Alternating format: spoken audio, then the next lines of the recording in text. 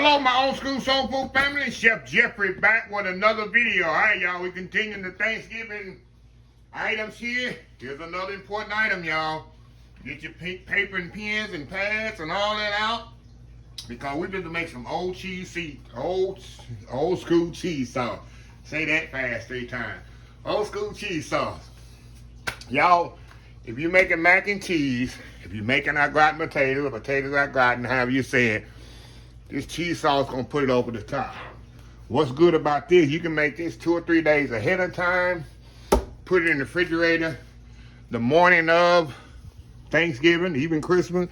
You heat up that cheese sauce on the side, cook your macaroni, pasta, noodles, which I'm going to show you in another video in the next couple of days, so y'all stick around. And just toss that in there and put it in the oven. You'll see when I do my mac and cheese video and my gratin potato video. This is very easy and very important. But I'm going to do it the way that you guaranteed not to have no. You ever had a mac and cheese or even a gratin potato? The cheese sauce is grainy. Mac and cheese is split and grainy. I'm going to show you the perfect way to make a cheese sauce where that doesn't happen. And nothing worse, you bake a, I know y'all eaten it. People say, oh, I got the creamiest mac and cheese. No. That mac and cheese is grainy, gritty inside. Not gritty, but grainy, kind of split, the cheese, because they didn't make it proper cheese sauce. This cheese sauce, you guarantee you'll have the creaminess you'll see once I do my mac and cheese. Even when I finish the cheese sauce, it's like another liquid gold, y'all. It's gonna be nice, smooth, and creamy cheese sauce ready for your mac and cheese or your gratin potato. Even on anything, asparagus, anything you need cheese sauce for, this is gonna be it. So what I'm using, regular whole milk. If you want to use half and half, not half and half, if you want to use low fat milk or 2%, you can, but it ain't gonna have the same nice thick body to it. I use the main cheese of this is the regular sharp cheddar cheese. Now I grate for cheese sauce. Another thing, I don't use this here. Hold on, y'all. Let me show y'all. But I keep it in my house. Now I prefer y'all not to use this pre-packaged cheese here. The reason is it has a wax on it that's protected so the cheese don't stick together. That's why the cheese don't stick together. It got a little wax protection on it. That's gonna make your cheese sauce a little bit more grainier than you want. Because I've used that before too, just to get rid of cheese I had in my refrigerator. I've used that, but that's why I know the difference. But it's best to get your own cheese, get your grater, which I have a box grater here that I keep. I'm gonna grate this cheese up. The sharp cheddar, which is the main component of the cheese. I use a Monterey Jack. Do not use pepper jack. I saw somebody left a comment a few days ago. They messed their cheese sauce up, mac and cheese up, so they put pepper jack in it. Regular Monterey Jack cheese. I use cream cheese. That's going to give it extra smoothness to it. Now, another thing I use, a lot of people don't use processed cheeses. I use a little Velveeta. The reason I use a little Velveeta, it makes that contrast of the cheese sauce really heavy body. Like, not heavy like bad thing. It gives it that extra creaminess to it. And it's also an extra stabilizer. But Velveeta, if you don't like processed cheese, that's you. My mama, of course, didn't use Velveeta cheese. That's something I found out over the year. It just takes cheese sauce to the next level. So anyway, I'm going to step off, y'all. What I'm going to do, I'm kind of get my milk over here kind of simmering up, get it hot. And then I'm going to come back. I'm going to dice up these, of course. I'm going to grate these up. And we'll come back here, y'all, and we ready to put this cheese sauce together. I got my pre-made roux. I got a lot of roux still in the refrigerator. Roux is all there, 50% melted butter or vegetable oil and flour, 50-50. If you don't know what roux is, search old school roux. I got a video on making roux. You can put this in the refrigerator and stay for months. Of course, it don't stay for months for me because I use a lot of roux in my cooking process. But yeah, I got pre-made roux already. It's surprising me, a lot of people don't know what roux is. I guess the young cook, the seasoned cooks know what roux is. So anyway, we're going to step off and get this cheese grated up. We're going to come back and we're going to put this old school cheese sauce together. Very important, y'all. I'm telling you, it's one of the most important recipes for your Thanksgiving. I'm telling you, your macaroni and cheese is going to be the talk of the town, your family, your neighborhood for months if you use this cheese sauce. We'll be right back. All right, y'all, we are back. Okay, I got all my cheeses grated here. Good to go there. See? Nice, fresh grated cheese here. The first one I'm going to start with now, get the roux. This is my roux. Of course, I told y'all. I got my meat in here. I have my milk over here heating up here, y'all. So this is an important part. A lot of people you see took their butter in there with the flour and start the roux first and add the milk to it. That can be done that way, y'all. But this is the easiest way to do it for new cooks, to make sure your cheese sauce doesn't split, doesn't separate. Hold on, y'all. Just a second here. Just make sure your cheese doesn't split, doesn't separate, or anything like that. If you put the roux first. Okay, we're gonna get started here. I'm gonna put some roux in here little by little. You don't want to put too much in the end because I did save a little milk, y'all, just in case this gets too thick. And I can always thin it down with some milk. So I always have a little milk saved the way if you have to thin this down. Okay, what we're going to do, we're going to put a little roux in here. Get it up consistency that we want. And I'm going to show you consistency. And also another thing, y'all, you don't want to get this too thick in the beginning. Because remember, you got to add the cheese to that. And that's going to thicken it a little also. A little bit more here. I got more roux in the refrigerator, y'all. Don't worry. Don't worry. Okay, we're going to let that heat up. So you don't get the full thickness until it actually heat up, y'all. Really, really hot here. Turn my fire up a little.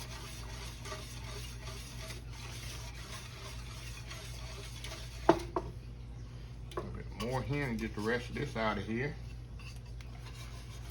I might have to go in the fridge here and get some more roux out there, but usually this usually is enough. See how thick that's becoming.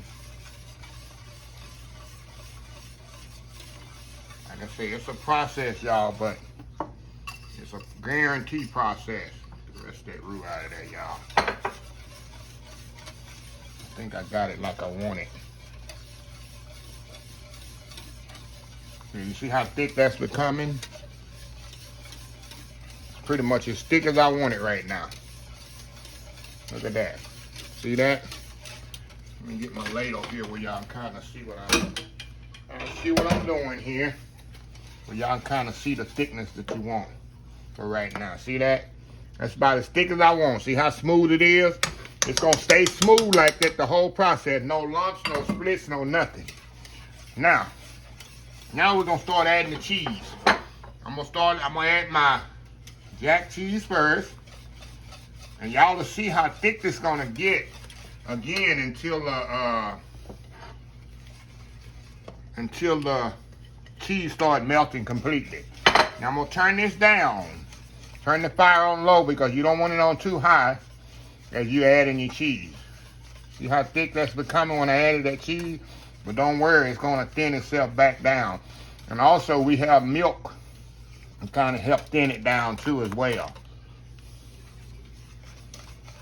I'm gonna try to get the cheese where it's to the melting point. And then we'll add the cheddar to this. And I'm gonna save a little, y'all, just for I'm gonna make a mac and cheese video, y'all. I'm gonna save a little cheddar to put on top of my mac and cheese. So see how it's slowly adding that cheddar in there? You wanna make sure it get completely melted. Then we're gonna add our cream cheese and our Velveeta. We're gonna season it with salt and pepper. You don't season it, definitely do not season it with salt and pepper till after you add all your cheeses. Why? Because you know cheese has salt and pepper in it already. It says salt in it already, and you do not want a salty cheese sauce. See how smooth that still is? No lumps, no nothing. That's the key of adding your roux first. See that? Now I might have to add a little milk to this. That's why I say always save your milk. Okay. Add a little bit more cheddar to that. I might can add it all to this, y'all. I'm gonna add all that to that. I just remembered I got some more cheese in the refrigerator for my mac, so I'm gonna add all that to that. You want a cheese sauce, you want to taste some cheese, right? Now, all the time I got this on low temperature. Now, another thing, do not try to make this in a thin bottom pot, y'all. You will scorch your cheese sauce in a minute. Make sure you got a thick bottom pot, Dutch oven like I'm using, something that has a thick bottom. Don't try to make this in no cheap, thin bottom pot. You done bought it at the dollar store. It's not gonna work. Invest in your thick bottom pot. Okay. See how that's all melted up in there? Nice and smooth, still smooth, no lumps. Only little residue you see in there is the cheese is not completely melted. See how that's coming along? Now we're gonna add our cream cheese to this. Let it melt in there. Get it all melted. We're gonna have a big old pot of cheese sauce in a minute. See that? Let that melt in there and do its thing.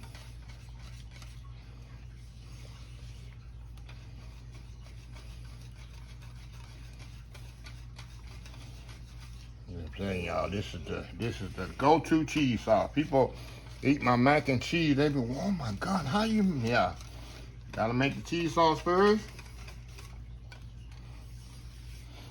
Okay, once that cream cheese almost melted, because you don't want to add all your cheese. See how I'm adding in stages?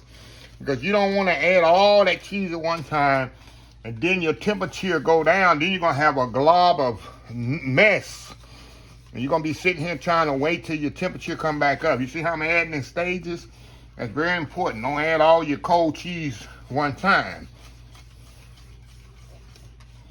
Okay, now the last thing we're going to add, a little of this Velveeta in there. That's going to stabilize it more. Give it that extra cheesy goodness. And that'll do it. Still got it on low, y'all. You see there's no lumps in here. Make sure you keep stirring it. It definitely will melt. So we're gonna step off, y'all, get it completely, let this completely get smooth, and we'll be back for the final shot. We'll be right back. All right, y'all, we are back here. All right, y'all, look how smooth this cheese sauce is. Look at this. Look at this here. Look at this. I got a little bit more Velveeta I see in there, floating around in there. Need to get melted up in there. You can see. Other than that, get off of there. Come on. Trying that don't want to melt. There we go. Like I say, y'all, please use a thick bottom pot. Because if you scorch milk, it's nothing you can do. Every chef knows it. Ain't no fixing it. Ain't no adding this to it. Once you scorch and burn milk, that's a taste you cannot get out of there. You got to start all the way over again from scratch. So what I'm going to do, y'all, I'm turning this off. I know that's pretty much done. I'm going to let the residual heat just melt the rest of that off. Now, we're going to add our salt and pepper to this. This is the reason I use white pepper, y'all. Because you can taste the pepper, but you can't see it. It makes your cheese sauce look so pretty. Instead of seeing a lot of black pepper flakes in there. See, I got salt and pepper in there, but you can't see it, but definitely can taste it. Okay, let me taste this here. Get my spoon here. Remember, turn it off at this point, and just let the residual heat melt the rest of the cheese. Okay, here, let me taste this here. Oh yeah, that's perfect. Now you also, y'all, let me show y'all the consistency of it. See how smooth that cheese sauce is? Look at that. That's good on your mac and cheese. Y'all gratin potatoes, even some asparagus. Anytime you want cheese sauce, look at that. See that? All made from scratch. You know what's in it. Ain't a lot of preservatives and all the extra stuff in it. And it's actually good, wholesome cheese sauce. Good, wholesome cheese sauce, y'all. Gonna give it a little stir here. And there ain't no taste test to this, y'all. I'm gonna close this video in just a second here. I'm gonna make sure it's good and smooth here. And we're gonna close this bad boy out. And give y'all a final shot of it. But this is definitely, oh, there's a little bit more not to melt, y'all. Get off of that, get off of that. There we go. Let me get that in there. Don't wanna melt, y'all. It'll melt in there though. There we go, get in there.